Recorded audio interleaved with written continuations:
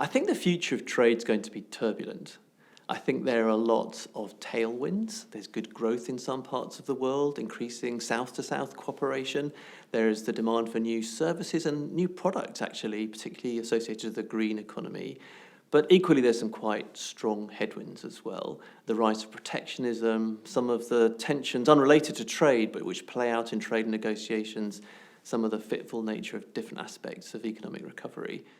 I think the greatest single global threat to global trade is the refusal of trade parties and trade bodies and governments to reconcile trade with the fundamental needs of people and the planet.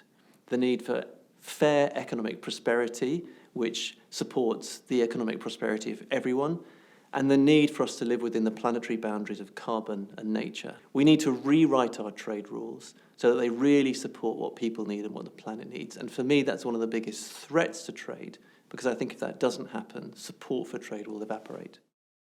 I think the biggest impact on global trade will come from digital. You might expect me to say that as a digital leader. But I think digital is going to change the way in which we do trade, basic things like electronic documentation and a much more efficient trade finance system.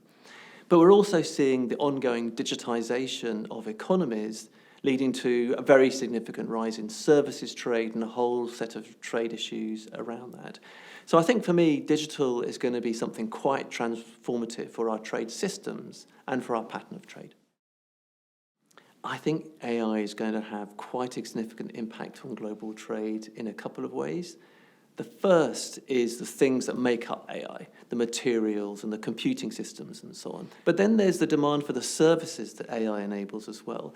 And I think we'll see very rapid rise in services trade built on the sorts of capabilities and insights and solutions that AI can offer. But I think more fundamentally is the real concerns that the public and governments express about whether AI is being developed safely and responsibly.